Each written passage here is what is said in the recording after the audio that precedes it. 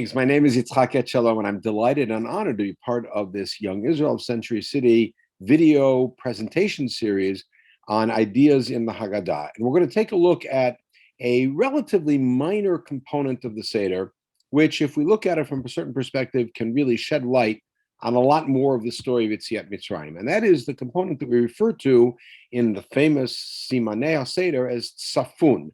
Tzafon literally meaning something which is hidden.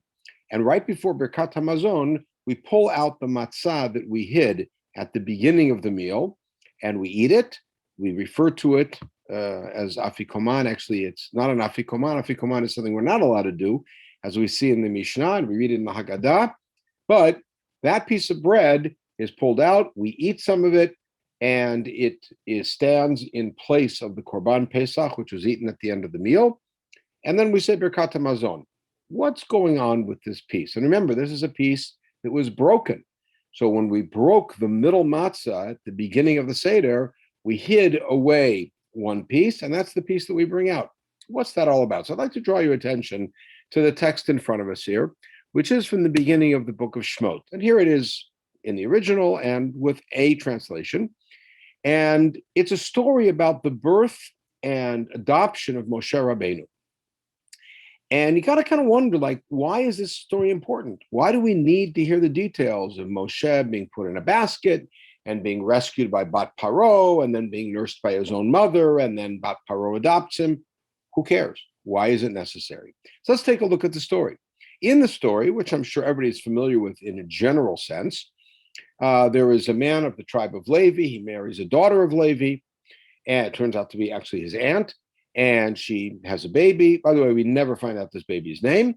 And the baby is a good baby, and they're able to hide him for 3 months, presumably because he's a quiet baby, well-behaved, and the neighbors don't know that another Jewish baby has been born who's supposed to be thrown in the Nile.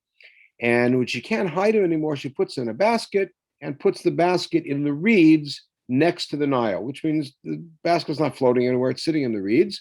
And the sister looks from a distance to see what's going to happen. And here's where the drama really gets strong. Bat Paro, the daughter of the man who made the decree to throw all these kids in the water, and the decree has sort of been fulfilled because this baby's in the water, she comes down to bathe in the water. And she has her maidens with her. And she sees the teva, the basket, in the reeds. And now this phrase I'd like to look at, Vatishlachet amata vatikacheha. She sends her maidservant to get it. One of her servants says, there's a basket, go get it for me. There is a famous midrash here that Rashi quotes, that Vatishlachet amata, and it's actually an opinion in the Gemara, which is that she sent her arm, her amma, out, and it stretched out miraculously and brought the basket in. And Rashi quotes this and then says, but it is not the meaning of the text, because the grammar wouldn't work that way. Amata, the mem should have a dot in it if it meant the arm. So what's the point of this midrash? And we'll look at it in a moment. And she sees the boy and he's crying and she has compassion. She realizes it must be a Hebrew boy. Who else would put their baby in the water but try to protect him as a wanted baby? And the sister comes up and says, should I call you a Hebrew nursemaid? And she agrees, and she goes, and she actually gets this baby's mother. And here, irony of ironies, Paro made a decree to throw all the Jewish babies in the water and kill them. And now, based on verse 9, Paro is actually going to pay a Jewish mother to nurse her own baby and raise him. And so the mother, who we later find out is named Yocheved, takes her own baby home, whose name we never learn, and nurses him and is paid by the court. And then verse 10 is we have to look at Vayigdal Hayeled. This baby grows up. Paro, and the mother brings him to Paro's daughter, because that was the agreement. Vayihila Leven, Paro's daughter adopts him. Vatikra Shemo Moshe, and she calls him Moshe. Now Moshe is an Egyptian word. It's an Egyptian name, and what it means is child, because she adopts him and calls him child. He's my son, child. The word in Egyptian is Meses, as in Ram Meses, child of Ra. And here it's child, and that's because she adopts him. And then later on, there is an interpretation given to this in the text, which turns it into a Hebrew word. But it's a little awkward. What's the interpretation? Vatomer ki min hamayim mishitihu. I pulled him out of the water, and so therefore he's Moshe. But as some of the commentaries point out, the word Moshe doesn't mean pulled out of the water. It means someone who pulls others out of the water. And so even though the name is an Egyptian name, the play on words is a little awkward. Unless we take a broader view here and ask, again, why do we have to hear this whole story? This whole 10 verses are unnecessary. We're later going to find out who Moshe's family is, who his brother is, who his sister is, who parents are. What do we need it here? The answer is that this story about the birth and the saving of Moshe is foreshadowing God's saving the Jewish people. Remember, there's a term that's used uniquely in the context of Yetziat Mitzrayim throughout Tanakh, and that term is that God took you out with a strong hand and an outstretched arm. And here the Midrash picks up on it and sees Bat Paro's arm stretching out to pluck Moshe and save him from being drowned, as foreshadowing the salvation of the Jewish people. In other words, this entire scene sets Moshe up as right now the object of salvation, and later he will be the vehicle for salvation. Moshe, who was saved from the water, will save others from the water, from drowning in the slavery of Egypt. And so this whole scene is necessary because it sets that up as a foreshadowing for the career of Moshe and the important events in Moshe's life as a redeemer, as it were.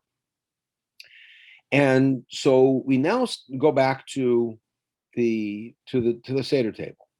And at the Seder table, we have 3 matzot. Traditionally, we have 3 matzot.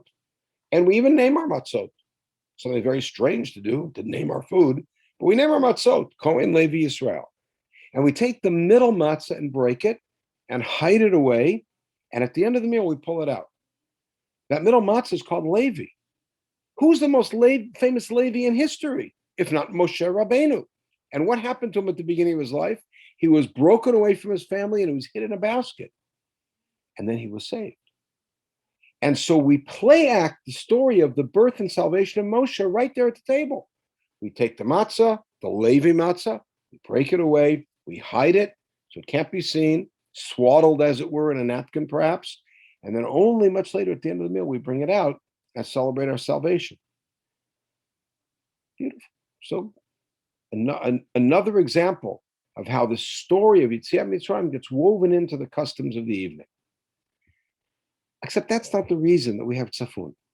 And that's not the reason that we break the middle matzah. The reasons actually are as follows.